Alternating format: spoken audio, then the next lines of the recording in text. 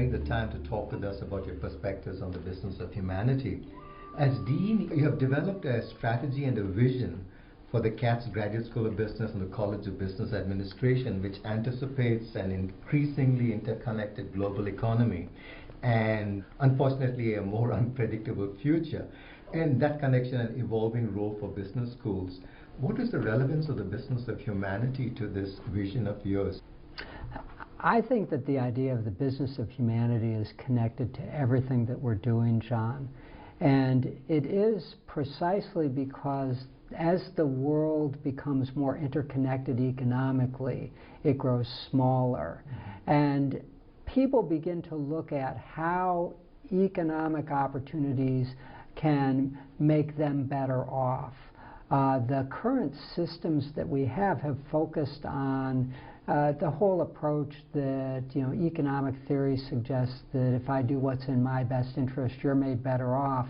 Many people question that. In the past, that's been one of the problems that we've had, is that we haven't seriously looked at the notion of what corporate responsibility is. We think of it as something that's isolated and it's extra, so that the job of the corporation is to make money and then you have some obligation to society.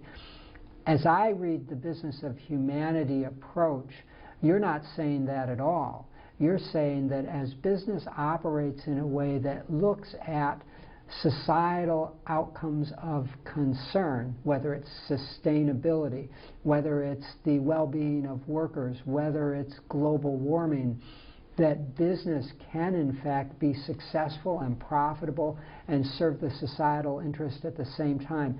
It's broader, in my view, than a regular stakeholder theory approach, and it's broader by far than the corporate social responsibility approaches that have been advocated in the past.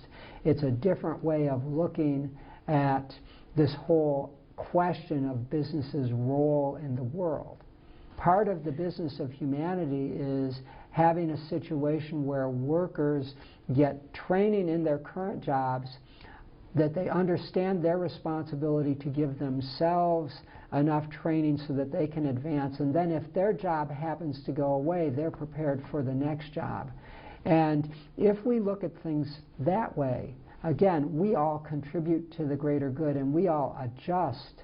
In order to have a strong theory, we've made a number of assumptions, but those assumptions have taken the human characteristics out of individuals. The real world doesn't operate that way. We appear to be at a point in time where it's unique or it's different, well, either temporarily or permanently from what the theory had suggested.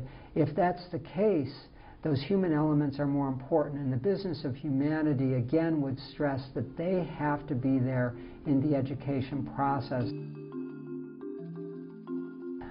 Globalism is critical to understanding how business operates, and I think the business of humanity is, as a concept, its time is right in an age where the economy is global. Our strategic initiatives at the business school are aligned fairly well with this.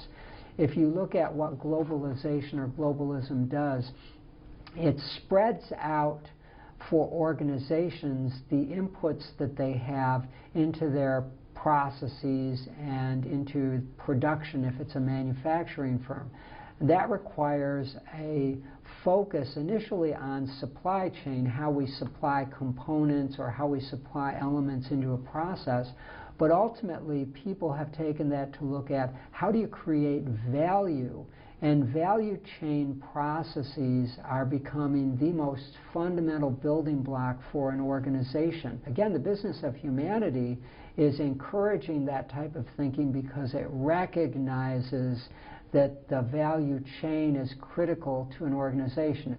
Our interdisciplinary focus, and it's a focus on cooperation within the university, is relevant because it says knowledge today at the intersection of commerce is going to be successful and produce value only when people with different types of acumen understand how to take that value and translate it into something that consumers can use. By working in an interdisciplinary capacity, we also are advancing the school and the business of humanity.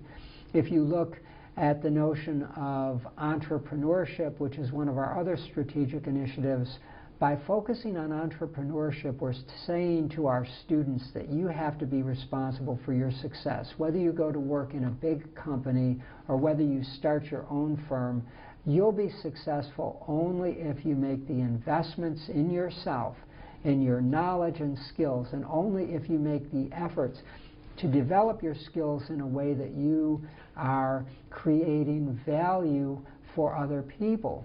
All of this wraps around the experience-based learning notion that we talked about. I think that we've educated people in recent years in business schools to be technically competent, but not necessarily to be thinking deeply about some of the issues that become more relevant in the world today, where the question isn't whether or not you can calculate numbers in a spreadsheet. The question is whether you understand how we're going to make a business successful in a very treacherous and unpredictable environment. That's something that's hard to teach. That's something that requires people to gain experience in different ways to understand, but yet that's the nature of the business world today. The business of humanity is tied intimately to all the things that we do. Now, I want to go one step further with regard to the notion of the business of humanity. I believe that it's a concept, an idea whose time has come. It's because business of humanity, in addition to being a nice turn of a phrase, is an accurate depiction of what we're trying to accomplish in a world where we all live on the same planet and we all need to work together cooperatively to improve everyone's life and to be successful.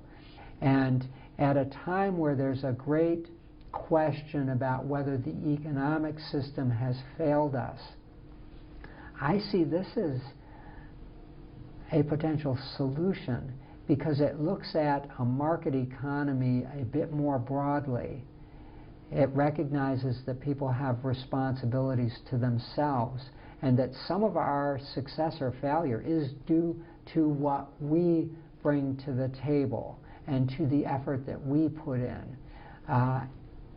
It's a much more realistic way to look at the interactions that people, businesses, governments, and societies have together. As I look at the business of humanity, John, one of the aspects of this project that I've really liked is that there are specific examples that you can point to where everybody has been better off by taking the perspective that goes along with your project. That people have found ways in less developed countries to provide clean water in instances where water wasn't clean, to provide electricity, power to people, to give people the opportunity to have access to computing technology where they didn't have that before, and an indication of a constructive, holistic way of solving problems. To me, it's a powerful demonstration that we can go much further with this model if we choose to adopt it than we could with the standard models that we're using. Would it be fair to say that you anticipate that these notions can affect significantly the entire business curriculum? I think that the notions could define the way the curriculum is structured in a business school. In fact, I think it could define the way we educate students in the university. We need to be more like children, which I think is being open to ideas and opportunities and less set in our ways. I think that the business of humanity is a powerful framework that represents all of these ideas and allows us to make more progress than the approaches we've used in the past to define what corporate responsibility is and what individual responsibility is.